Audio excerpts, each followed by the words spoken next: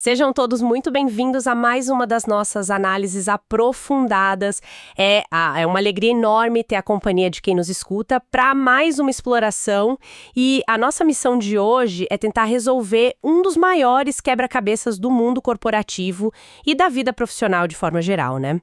Com certeza. Que é tipo como liderar, inspirar e influenciar pessoas quando, no papel, a pessoa não tem nenhuma autoridade formal para isso. E indo um pouco além, como medir o próprio sucesso como gestor usando dados frios e reais e não apenas aquele velho achismo de corredor. É um desafio quase universal, não é? Praticamente todo profissional, em algum momento da jornada, acaba batendo de frente com essa parede invisível. A pessoa tem a vontade de fazer diferença, sabe? A visão do que precisa ser consertada está muito clara, mas falta aquele crachá. O título de chefe para simplesmente dar a ordem e fazer a engrenagem girar. Exato. E para desbravar esse território cheio de armadilhas, a nossa imersão de hoje se apoia em dois materiais fascinantes, que, à primeira vista, parecem vir de mundos totalmente diferentes, mas que se complementam de um jeito incrível. O primeiro material é um guia muito contundente sobre como se tornar um influenciador baseado em evidências. Ele mergulha fundo no trabalho clássico e revolucionário do psicólogo Robert Cialdini. Já o segundo material é uma autoavaliação final de gestão que foi desenvolvida internamente pelo Google. Uma combinação bem inusitada. Sim, ou seja, nós vamos cruzar a psicologia comportamental da persuasão com a mais pura ciência de dados aplicada à liderança. E se conectarmos isso ao quadro geral, o contexto maior aqui é que, na grande maioria das vezes, as iniciativas de mudança dentro das empresas acabam falhando miseravelmente. E elas falham porque são tratadas de forma completamente imprevisível, sem nenhum tipo de rigor. Alguém simplesmente joga uma ideia nova no ar, manda um e-mail para a equipe toda e cruza os dedos torcendo para dar certo. A grande promessa dessa nossa conversa é exatamente mostrar como trocar essa esperança cega pela ciência comportamental comprovada. Ok, vamos desvendar isso. As fontes trazem uma analogia logo de cara que funciona como um balde de água fria na nossa intuição. Totalmente. Pensemos no mercado financeiro, por exemplo. Nenhum gestor de investimentos em sã consciência alocaria milhões em fundos sem antes rodar modelos complexos de risco, sem olhar para os dados históricos e sem avaliar o desempenho do portfólio. Seria loucura. Exatamente. E da mesma forma, na medicina, nenhum médico receitaria um tratamento agressivo sem antes consultar as evidências dos ensaios clínicos sobre os efeitos colaterais daquela substância. Faz todo sentido. A ciência, a pesquisa e os dados são o que orientam tanto o risco financeiro quanto a cura médica.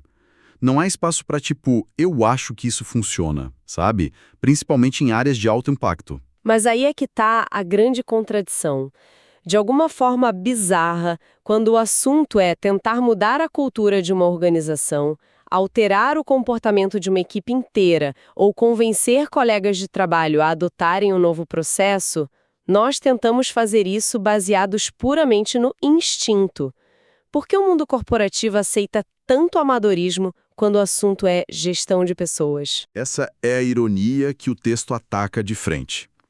E isso nos leva diretamente ao dilema clássico de quem está nas trincheiras das empresas, geralmente o profissional júnior ou aquele gestor de primeira viagem.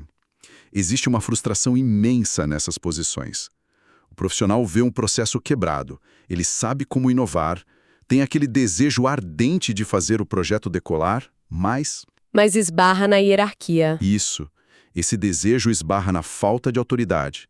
A pessoa não pode simplesmente mandar o departamento de TI ou a equipe de marketing colaborar.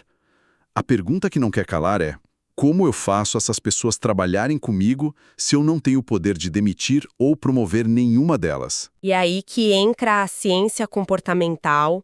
O texto introduz o trabalho do Robert Cialdini, que é considerado a maior autoridade global quando o assunto é influência social, e ele cunhou um termo que as fontes destacam muito, que são as armas da influência social.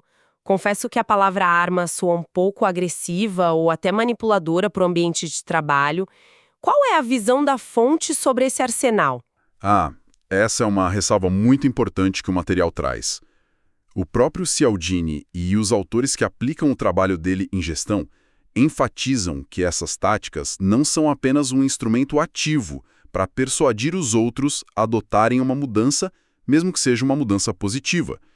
Na verdade, essas armas funcionam de forma vital, como um escudo. Um escudo? Como uma defesa pessoal para a mente corporativa. Exatamente isso.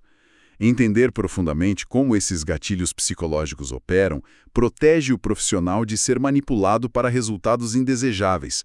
Se alguém não compreende as regras silenciosas do jogo da influência, essa pessoa se torna um peão no tabuleiro de quem domina essas técnicas. Portanto, dominar isso é, antes de tudo, uma questão de autopreservação no mundo dos negócios. Deixa eu ver se captei a ideia, então. O objetivo é conhecer a mecânica da coisa toda. O guia destaca 6 princípios fundamentais por contexto de mudança de gestão. A primeira arma listada nas fontes é a reciprocidade. E eu queria colocar um ponto de interrogação nisso.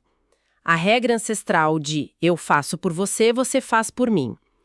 No mundo corporativo, isso não soa um pouco como toma lá da cá?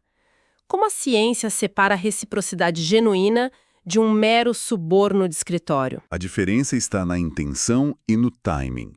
E a psicologia evolutiva explica isso muito bem.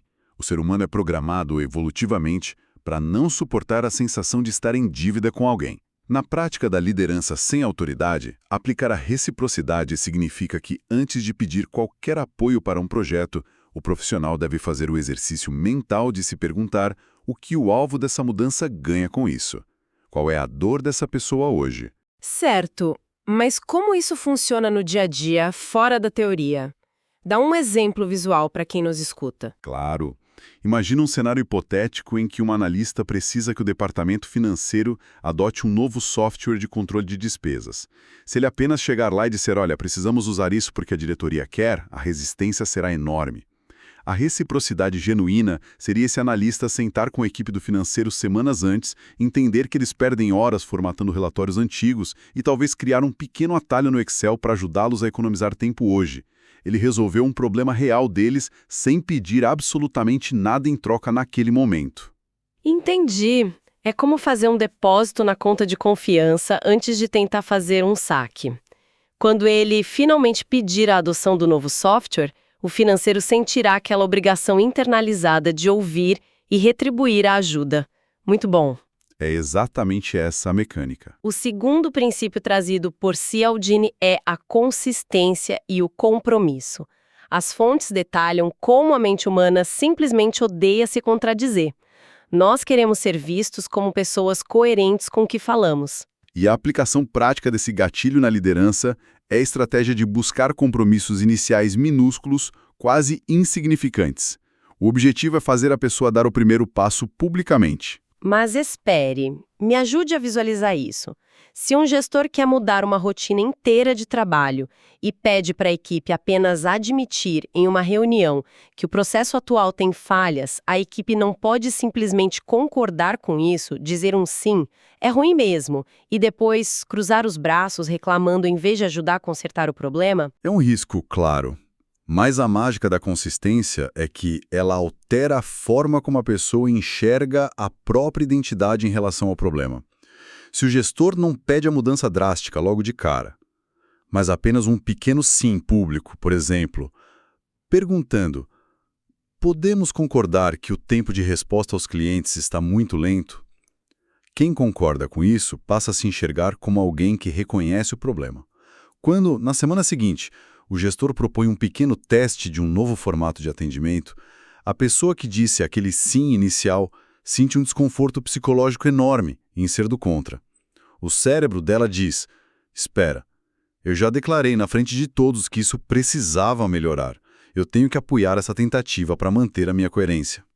E aí a probabilidade de colaboração dispara. Realmente interessante, porque o terceiro princípio, a prova social, parece amarrar isso tudo. Mas as fontes dão um tempero especial a esse conceito, chamando de credenciais testáveis. Confesso que o termo me intrigou bastante. No mundo da liderança sem autoridade, O que seria uma credencial testável? É o princípio de que mostrar é infinitamente superior a contar. Falar em uma reunião de alinhamento que uma ideia teórica é ótima não convence ninguém. As pessoas precisam ver a ideia funcionando com os próprios olhos.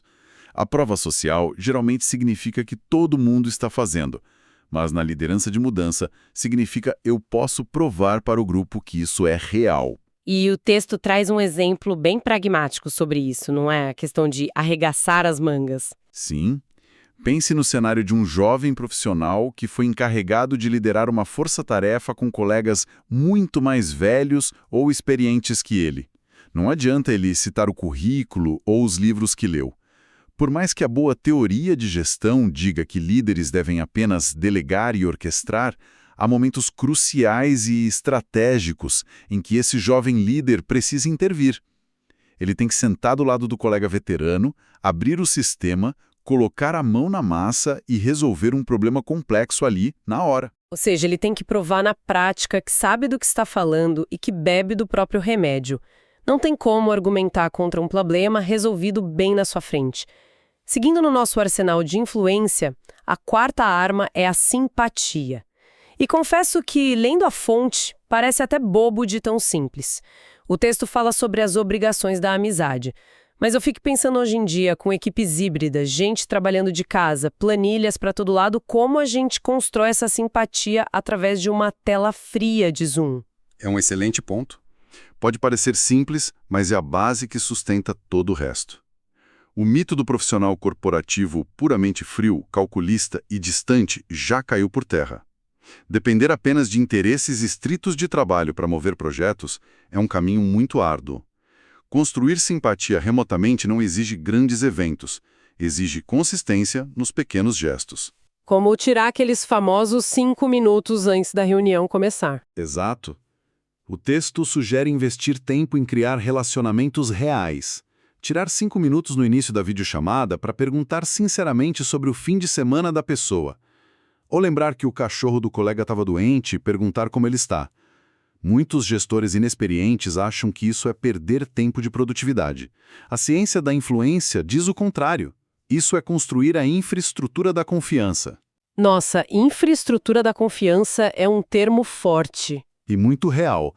Quando um projeto atrasa ou há uma crise, é muito mais fácil cobrar e influenciar pessoas que genuinamente gostam daquele gestor do que tentar cobrar favores de um estranho que só fala de métricas e prazos. Isso faz muito sentido. O quinto princípio listado nas fontes é a autoridade.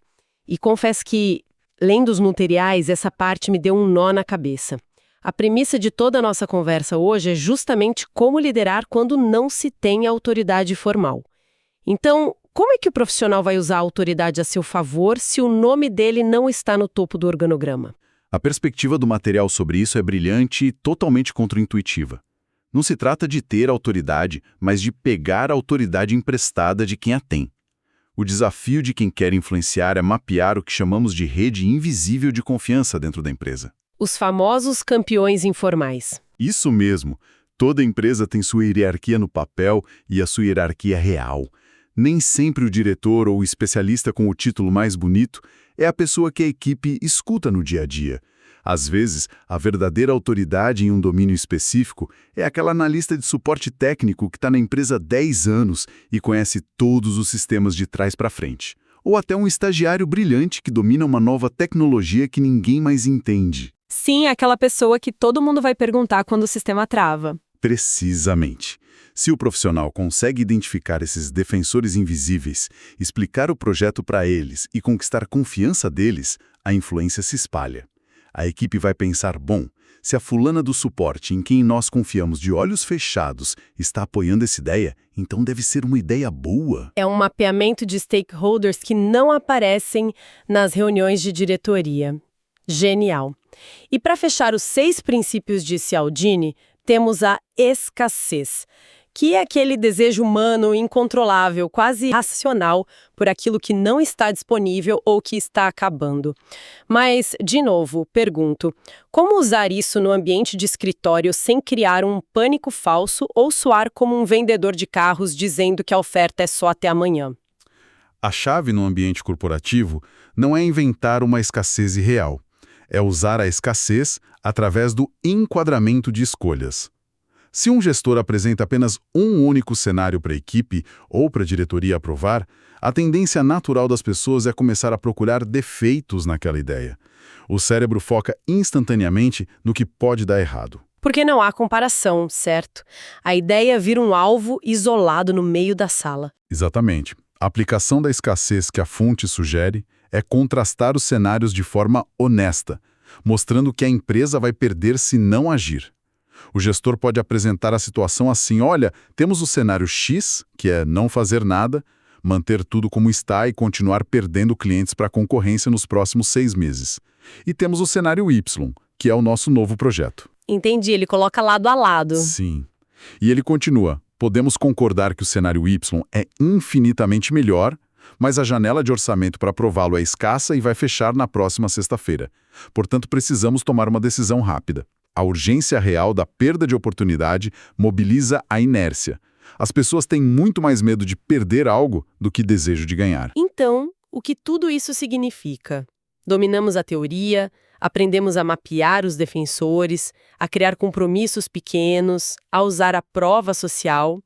Mas o que a nossa audiência deve estar se perguntando agora é como saber se aplicar tudo isso está de fato funcionando. Como saber se não estamos apenas manipulando reuniões, mas sim nos tornando líderes de sucesso, com um impacto real? É exatamente nesse ponto de virada que a nossa segunda fonte entra em cena com o peso absoluto dos dados do Google. É a ponte perfeita entre a teoria e a prática mensurável. O Google é mundialmente famoso por não deixar nada ao acaso, muito menos a cultura organizacional. O material detalha um estudo exaustivo que o Google conduziu ao longo de vários anos, muitas vezes chamado de Projeto Oxygen internamente. Eles queriam resolver o mistério da liderança usando ciência de dados. Então eles pegaram montanhas de avaliações de desempenho, feedbacks, métricas de produtividade e compararam meticulosamente os gestores de maior sucesso na empresa com aqueles cujas equipes tinham as piores performances. E o mais chocante de todo esse esforço investigativo gigante é que o resultado não foi um manual de 1000 páginas. Foi destilado em um questionário de autoavaliação contendo apenas 13 perguntas fundamentais. 13 comportamentos que separam um gestor incrível de um gestor mediano. Quem nos escuta agora precisa prestar muita atenção porque essas perguntas formam o gabarito definitivo da gestão baseada em evidências. Vamos explorar esses pilares juntos? Agrupando as primeiras diretrizes, nós temos o pilar de desenvolvimento e feedback. A pesquisa aponta que o gerente de sucesso atribui oportunidades desafiadoras para ajudar a equipe a crescer e fornece feedback prático. Mas há uma métrica muito específica aqui que chama a atenção, não é? Sim, a métrica que exige que o gestor tenha tido uma discussão significativa sobre o desenvolvimento de carreira com o membro da equipe, especificamente nos últimos 6 meses. Pense em quantos gestores existem por aí que passam o ano inteiro apenas cobrando as tarefas da semana, os prazos e os entregáveis. A maioria, para ser sincera. Ter uma conversa de carreira significa sentar com o funcionário e perguntar onde você quer estar daqui a 2 anos e como os projetos que temos hoje podem te ajudar a construir as habilidades para chegar lá. Isso desloca a relação de um tom puramente transacional para uma parceria de longo prazo. É sair do papel de gerador de tarefas para se tornar um arquiteto de carreiras. O próximo agrupamento lógico das perguntas do Google foca em autonomia e respeito. E para variar, os dados confirmam o que todo mundo que já teve um emprego na vida já sofreu na pele alguma vez. O que é fascinante aqui é a ênfase implacável dos dados em acabar com o microgerenciamento. Uma das perguntas do questionário é literalmente avaliar se o gestor proporciona a autonomia necessária para que o trabalho seja feito. Imagine aquele chefe clássico que pede para ser copiado em todos os e-mails da equipe, ou que fica pairando atrás da cadeira do funcionário olhando a planilha do Excel ser preenchida linha por linha. Uma cena de filme de terror corporativo. Completamente. O estudo prova matematicamente que esse microgerenciamento destrói a produtividade e a confiança. Junto a isso, as métricas exigem que o gestor demonstre consideração pelo funcionário como indivíduo. E isso é a aplicação em dados da arma da simpatia do Cialdini que discutimos agora há pouco. O Google também exige que o gestor valorize perspectivas diferentes das dele próprio. Essa parte de valorizar quem pensa diferente é como uma vacina contra a miopia corporativa.